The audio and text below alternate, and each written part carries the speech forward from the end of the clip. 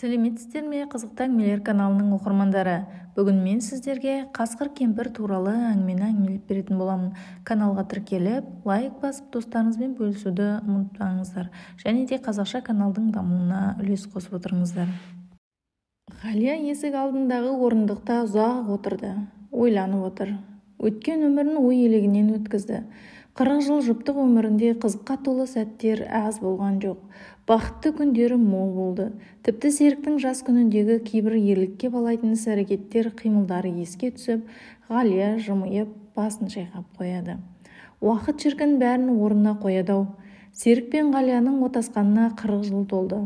20 жасында өзінен 3 жас үлкен Серікке тағдырын табыстап, отау құрып шаңырақ көтеруге бел байлаған. Ғалияның шешімі дұрыс болды. 4 жыл бойы өзіне ғашықтық сезімін жеткізе алмай жүрген Серік бір күнде үйленгісі келетінін айтқанда, Ғалия қалжыңға балаған. Жігітім, әдетте бой жеткенге сөз салып, сырын ұғып алушы еді. Сенікі қызық болды. Жол болсын, әй-шәй жоқ, үйленгенге басқаның қандай жүректі жігіт едің? Әлде, деп ойланып қалды. Келбеті келісті, жүрісті, ерке. Ғалия сөзінің соңын жұтып қойып, бұрыла бергенде Серік сыртынан қапсыра құшақтай алды. Ғалия, сәл бөгелші, өтінемін, тыңдашы жүрек үнімді, сырт айналмашы, бәрін түсіндіремін.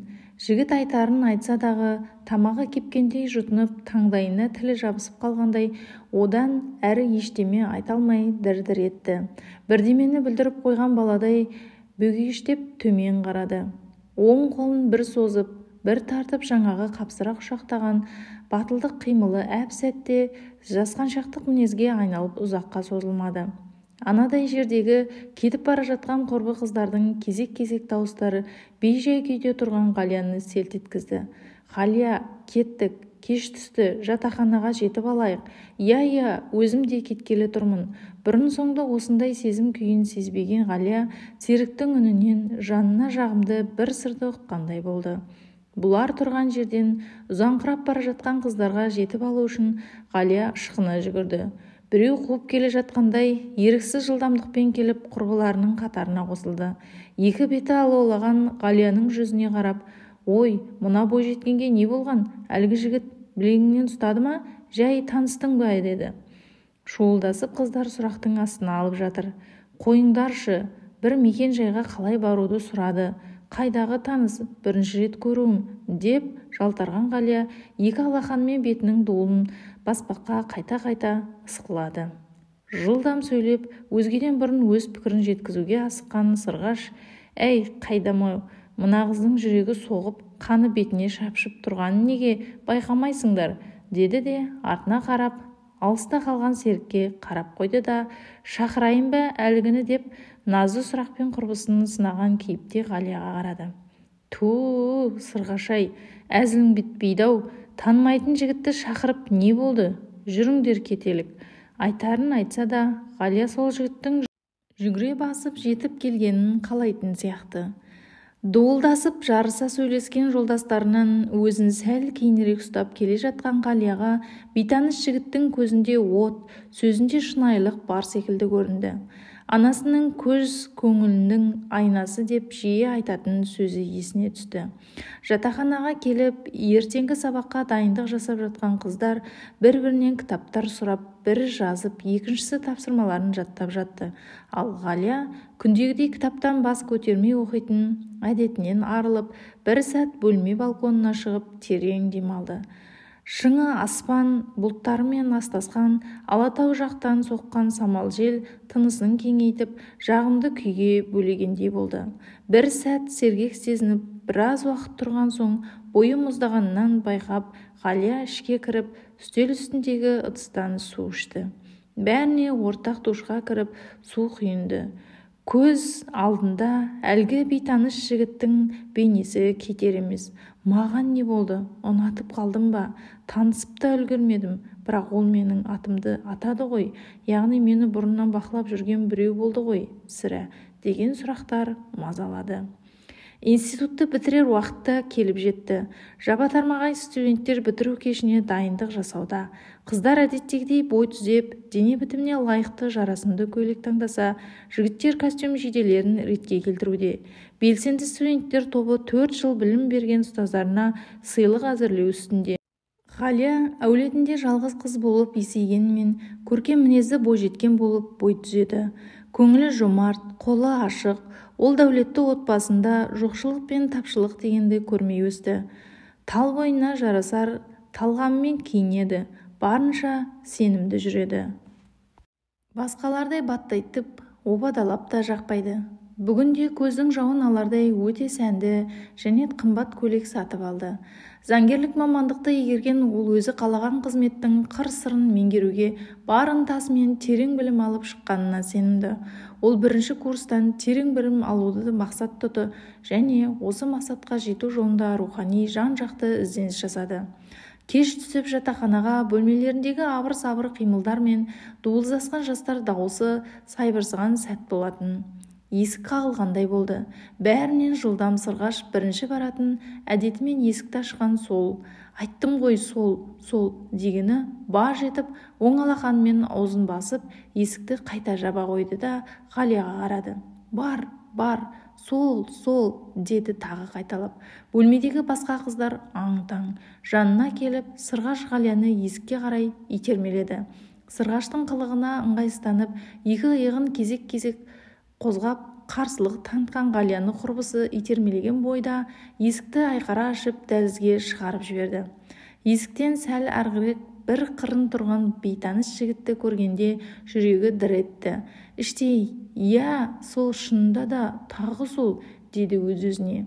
Жалт қараған Серік Ғалияға жақындай түсіп, сәлем, Ғалия, мен Серікпін. Иә, менің атым Серік, деді тағы, тамағына тас тығылғандай жұтынып. Ғалияға жақындауға жасқындай ары қарай бір аттап.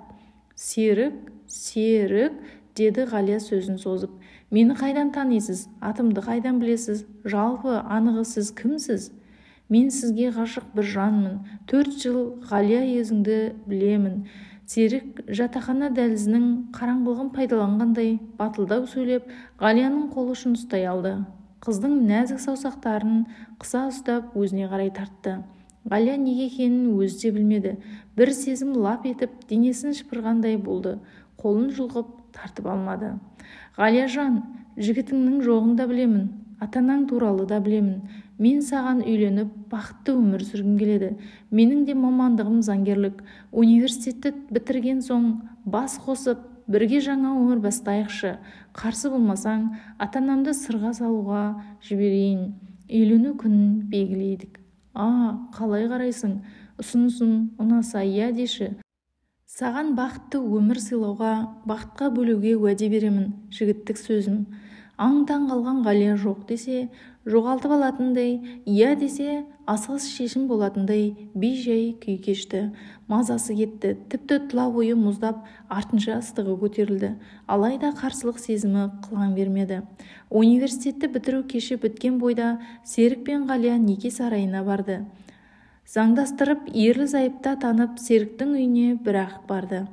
4 қыз, бір ұлды өмірге әкелген толқын ана мен жалғас әке кезектесе жүріп, үлкен үйдің ішіне бір кіріп, сыртына бір шығып, қуанарын да, қорқарын да білмей, әй, толқын деді. Артынша тәуба, осы күнге де жеттік-ау, деп бірнеше рет қайталай сөйлеп жүр. Абыржымай, толқымай қайтсын. 4 қызы өз алдына өріс кеңейтіп, тұрмыс құрып кеткен. Барлығы да алысқа ұзамаған. Осы қала маңында, бір қаланың өзінде, бәрі де бақытты, балалы, шағалы.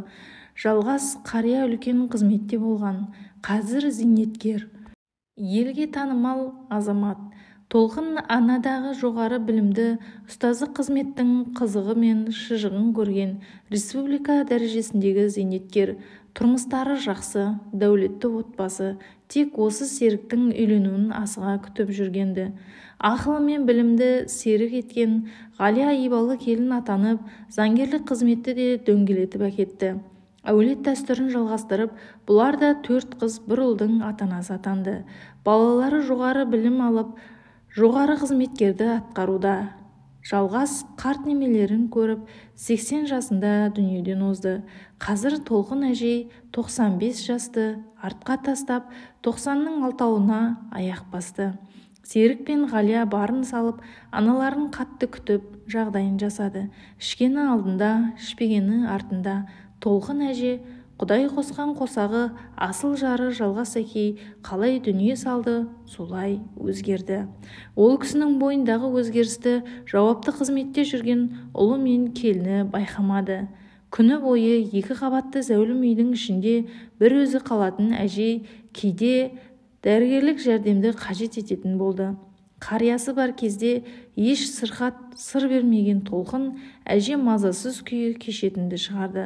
Баласы мен келініне жұмысты қойыңдар дегенді шығарды.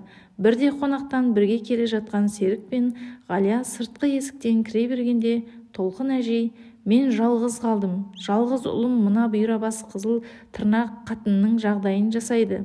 Қарным аш, қол аяғым сырқырап, өлуге дайынмын дегенде Серік пен Ғалия таң қалды. Апа, не болды? Кім ренжітті сізді дей бергенде Серік жанында жатқан қорапты Ғалияға қарай лақтырған анасын көріп, өз көзіне өзі сенбеді. Сол-ақ екен. Толқын әжей сыртқа қашты. Бүгін сен ренжіттің бе? Ғалия, екінші менің анам ренжімейтін болсын деген зілді дауыспен бар үйге шақыр. Ғалия бұрын-соңды Серіктің осындай зілді дауысын естімеген. Серік, сенмен бірге шығып, бірге келіп тұрмын ғой. Не дегенің? Мен сенен артық қараймын мамама. Сол күннен бастап күтуші жалдап, Серік анасына көбірек көңіл бөлетін болды. Қалтасына тиын тебен салып қояды. Қызметте отырып жиі-жиі телефонмен хабарласады. Ғалия жарты күндік жұмысқа ауысты. Тіпті шетелге бару сапарынан да кейінге қалдырды. Серікпен бірге кейде қонаққа бармай қалатын болды. Анасындай болған Толқын әжеге үлкен құрметпен қарады. Уақыт зымырап өтіп жатты. Серік 60-қа толды. Мерейтойын отбасында атап өтті де, Ғалиямен бірге 10 шақты күнге шетелге барып келуді ұйғарды. Бұл шешімді естіген Толқын әжей ойбайға басты. Мына қатынды тағы қайда апарайын деп отырсың? Ол сенің басыңды айналдырып алды. Екінші қабатта ақ төсек үстінде жатасыңдар. Ал мен енді міне тағы кетесіңдер. Жоқ, бармайды. Екеуміз барамыз шетелге. Жанары жасқа толған Ғалия шарасыз күй кешті. Қаржыдан тапшылық көрмеген ол барды да енесіне ақ керует сатып әкелді. Бірнеше қабат киім әкеліп кигізді. Таңертең мамалап, көңіл күйін бақылайды. Бір күні жүйке дәрігеріне көрсетті. Бәрі дұрыс, денсаулығы ойдағыдай, кәрілікті мойындай қоятын түрі жоқ. Серік пен Ғалияның тұңғышы Дәурен отбасымен шетелде тұрады. Ғалияның 4 қызы мен Серіктің 4 қарындасы әжеге кезектесіп келіп тұрады. Толқын әженің күннен күнге ауырмайтын жері болмады. Күнде білікті дәрігерлерді шақыртып, Ғалия жаны қалмай емдетеді. Барлық дәрігер әжейдің денсаулығының дұрыс екенін айтады. Серік жүрек талмасынан ойламаған жерден дүние салады. Зәулім үйде Ғалия енесімен қалды. Серіктің 40-ы өтті. Елге сыйлы азаматтың жаназасына 1000 жарым адам жиналды. Ғалия да ұйқысыз күндерді басынан өткізуде. Толқын әже үй күтушінің қолынан аула сыпыратын сыпырғышты тартып алып, баспалдақты өзім сыпырамын деп жүріп, құлап қолын сындырды. Ол кездейсоқтықты да Ғалиядан көрді. Ғалия күтуші болса дағы бір дәрігер үйде болсын деп ақы төлеп үйде жалдады. Өзі де қызметте кеш барып ерте келетін болды. Толқын әжей қыздарына баса, олар анасының қылығына шыдай алмай Ғалияға келіп тастайды. Бірде әбден қалжыраған Ғалия Серіктің кіші қарындасына: Райля, мамама ешқашан сен қараған жоқсың ғой. Бірер күнге алып кетіп күтсең болар еді. Жұмыс істемейсің ғой. Мен сапарға барып келейін деп өтініш айтты. Жоқ, Ғалия, ол кемпірдің қылығына мен шыдай алмаймын. Роза тәтем айтқан, бір шыдаса Ғалия ғана шыдайды. Сендегі шыдамдылық бізде жоқ. Сапарға бармай-ақ қойсаң болмай ма? Серік барда тынбайтын едің, жер суды аралап. Енді зейнетке шыққанда отырмайсың ба? Қырсық кемпірге қарап деп бірден ат тонын ала қашты. Ғалияның жүрегі шымыр етті. Туған анасын қырсық кемпірде отырған бөтен емес туған қызы. Міне қызық. Ешқашан перзент ретінде аналарына бір құрмет көрсетпеген қыздарының айтары осы ма? Серіктің тірі кезінде жиі келетін еді. Енді керісінше жалғыз ұлынан айырылып қайғырып отырған аналарының жанына жақын болуға тырыспай ма? Безбүйрек ұрпақ деп осындай қыздарды айтатын шығар сірә. Ғалия әлі жаңағы сөздерден бір ой түйін дей алмай бей-жай күйде отыр. Адал жарының аяулы анасы ғой. Әрине мен қарамай кім қарайды? Анасын ардақтап батасын алған келіннің болашағы жаман болмайды балам. Сен де анасың, деген әкесінің сөзі ойына оралды. Құрметті Қызықты әңгімелер каналының оқырмандары, егер менің әңгімем ұнаса, достарыңызбен бөлісіп, каналға тіркеліп, қазақша каналдың дамуына үлес қосыңыздар.